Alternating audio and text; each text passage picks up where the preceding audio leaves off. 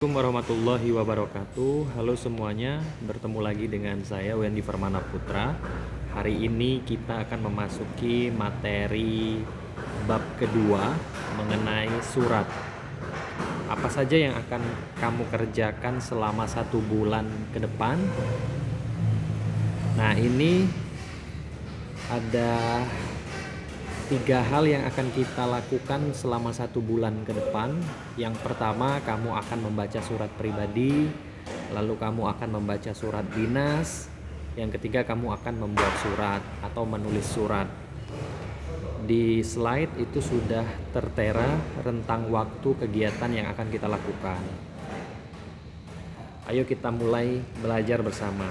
Nah, pada pelajaran pertama ini, kamu akan mempelajari mengenai surat ya.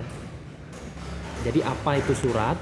Surat adalah sarana komunikasi tertulis untuk menyampaikan informasi, pernyataan atau pesan kepada pihak lain.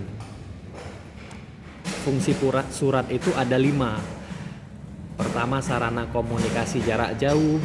2, sarana menuangkan gagasan. 3, alat bukti tertulis yang sah. 4, dokumen historis yang memiliki nilai sejarah. Dan 5, surat pedoman kerja. Kalau surat sendiri kita bagi menjadi 2, yaitu surat pribadi dan surat dinas. Apa itu surat pribadi? Surat pribadi adalah surat yang digunakan untuk kepentingan pribadi. Surat pribadi ini ada 2, yaitu surat pribadi bersifat tidak resmi dan surat pribadi bersifat resmi. Surat pribadi itu biasanya ditujukan untuk keluarga atau teman. Surat pribadi yang bersifat tidak resmi biasanya berisi masalah keluarga, persahabatan, atau perkenalan.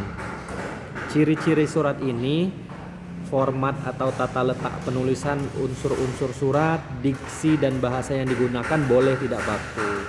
Contohnya, surat yang dikirimkan untuk keluarga di kampung halaman.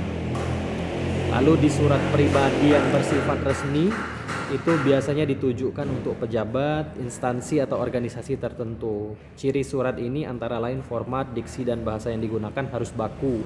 Contohnya, kalau kalian tidak masuk sekolah kemudian kalian mengirim surat, itu kita sebut sebagai surat resmi, surat pribadi yang bersifat resmi, yaitu surat izin tidak masuk sekolah.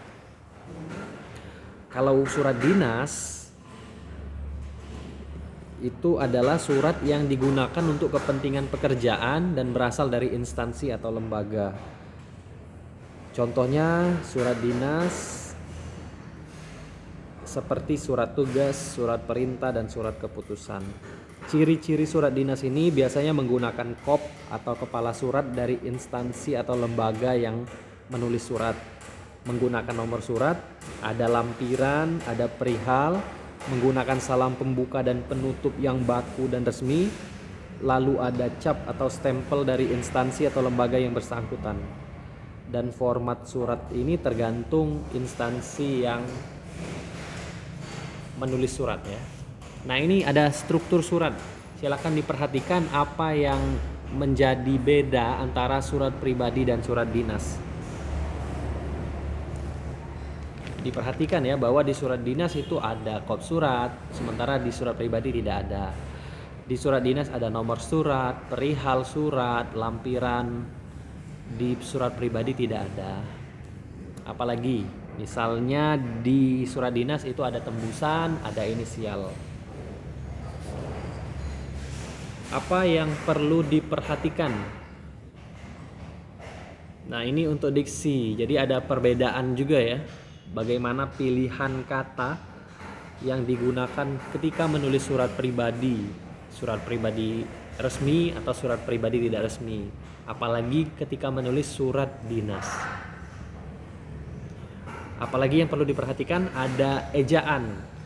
Penulisan surat itu harus memperhatikan ejaan untuk menunjukkan kesantunan terhadap penerima surat. Yang diperhatikan apa? Penggunaan huruf kapital, penggunaan tanda baca, dan penggunaan singkatan. Kalian bayangkan saja ketika huruf kapital, tanda baca, dan singkatan itu kalian temukan tidak teratur ketika kalian menerima chat di WhatsApp misalnya, kalian pasti akan pusing mau bacanya. Nah, itu yang perlu diperhatikan. Kalimat efektif apa? Kalimat yang digunakan artinya harus sesuai dengan kaidah bahasa, singkat atau lugas dan enak dibaca. Itu penjelasan singkat mengenai surat. Akan kita bahas lebih mendalam lagi dalam diskusi dalam pembelajaran kita. Silakan kalau ada pertanyaan boleh disampaikan kepada Bapak. Akhir kata, wassalamualaikum warahmatullahi wabarakatuh. Sampai jumpa pekan depan.